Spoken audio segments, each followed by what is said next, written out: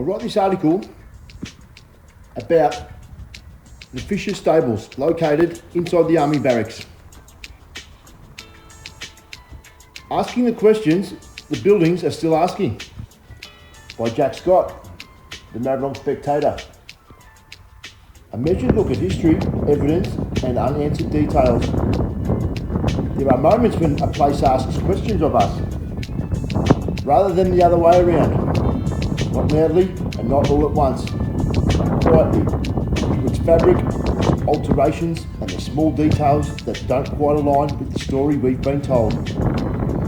This article is not an attempt to rewrite history, nor to replace one narrative with another. It's an attempt to slow the story down, place the physical evidence alongside the accepted account, and ask what we currently say fully explains what we see. As commonly presented, the site is described as stables associated with notable horses linked to the Maribyrnong stud. Agricultural use and migrant labour are often referenced. Burial stories are sometimes mentioned. Over time, these elements have blended into a familiar and largely unchallenged account. Community memory matters. Horses mattered. People mattered. None of that is being dismissed here. What is being examined is whether this narrative as it stands is complete. The building itself is substantial. Its scale, durability and construction quality exceed what would normally be required for housing a small number of horses in a modest secondary role. This is not a value judgment, it's an observation based on proportion, materials and design.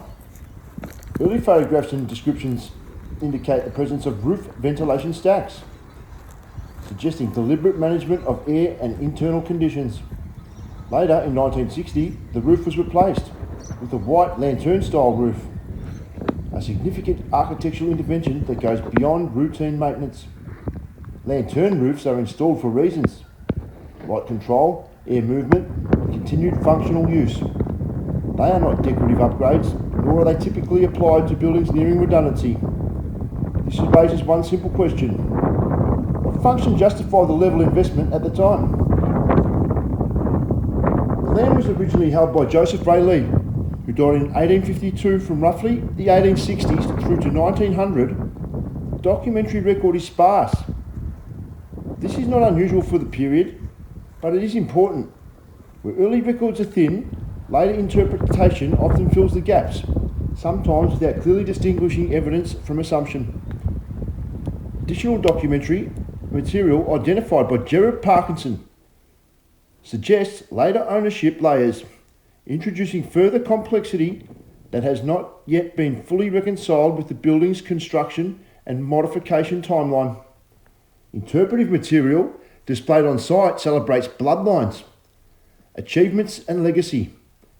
Its tone is commemorative and symbolic, which gives it cultural value. However, such material does not function as primary operational evidence. It does not, on its own, establish that all listed horses were housed in one specific building, nor does it explain the architectural decision, such as ventilation systems or later roof replacement.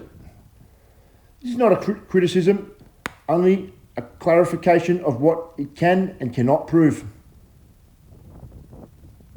Closer inspection of historic images reveals something important. Similarity does not equal identity. There are clear architectural differences between two structures, often spoke about as one. Different roof systems, different brick arch construction, different door proportions, including a main opening approximately 1 foot wider than the other structure. Brick arches and door widths are set early in a building's life. They reflect intended use and construction method. They are not details that change casually or invisibly.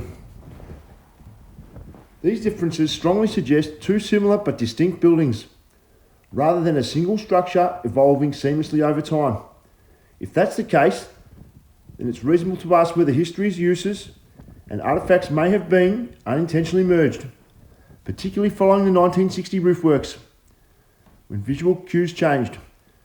This does not imply deception, it reflects how heritage narratives often simply simplify as sites adapt.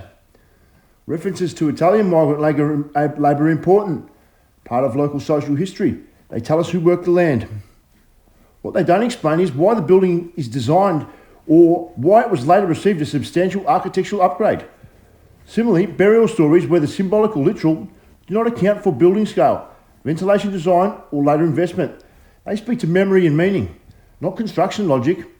The building was described decades later as being still in great condition. That continued to matter operationally, not one that had simply lingered unused.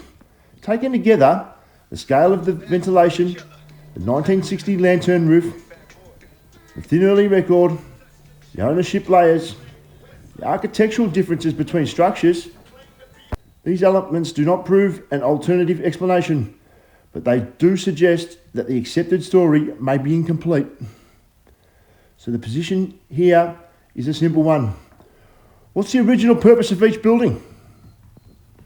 Why are the ventilation systems and later a lantern roof required? Which building is being referenced when particular histories are told? When did the stable label become fixed? And on what basis? Where are uncertainties acknowledged and where might assumptions be filling gaps? These are not accusations, they are questions. This article does not attempt to answer those questions. It deliberately stops short. Good history does not rush to conclusions. It allows evidence to sit, gaps to remain visible, and further inquiry to occur without pressure.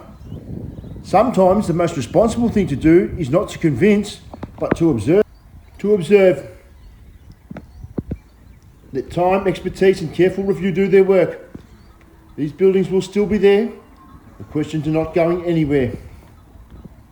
Thank you. Might be a click moving up another notch in your box top spots. Get mobbed and dropped all your fake